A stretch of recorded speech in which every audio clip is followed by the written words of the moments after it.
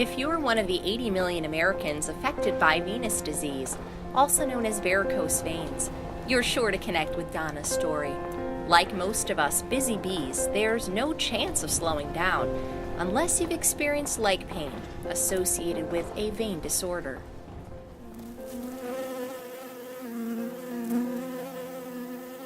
I had a lot of restless leg syndrome where I'd just be sitting in the chair watching TV and it felt like I wanted to run the Boston Marathon, so I would have to get up and just walk around.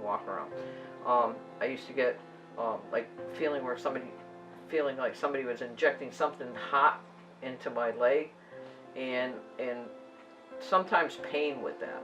But like walking up and down the stairs, my legs, I'm just walking up one flight of stairs, my legs would feel tired.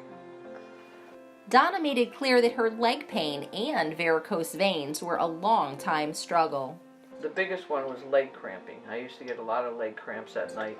I'd have to get up, like, it would wake me out of a sound sleep. Jump out of bed, come out here and walk around, sometimes for hours before it would go away. Or you'd think it was gone, and I would lay down and it would come back.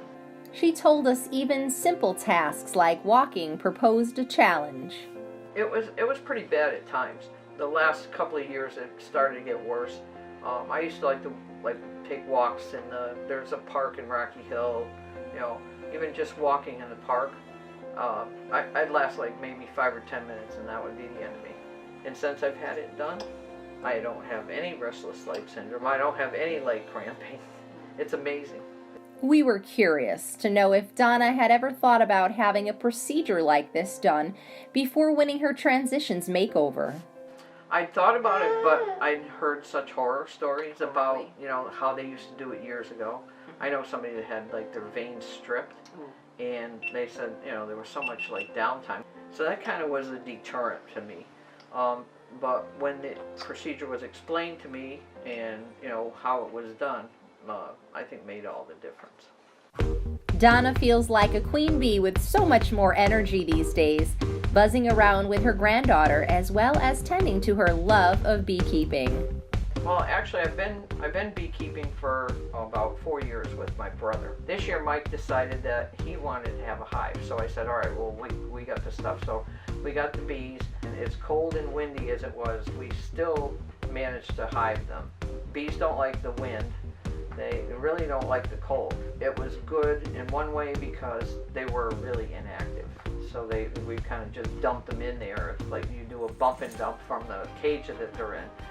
The queen comes in a little separate container, and it has a candy plug on the bottom. And there's 3 or 4 worker bees in there with her. And the other bees actually get syrup from the feeder that you put in there, and they take it up to the queen and feed the queen. But they'll eat the candy out and release the queen into the hive. So that normally takes them 2 or 3 days to settle in, and then they'll eventually release the queen out of the cage. If not, we're going to have to take her out. Now the queen will lay anywhere from 1,000 to 1,500 eggs a day, and it takes roughly a week or so. Bees are born as adults.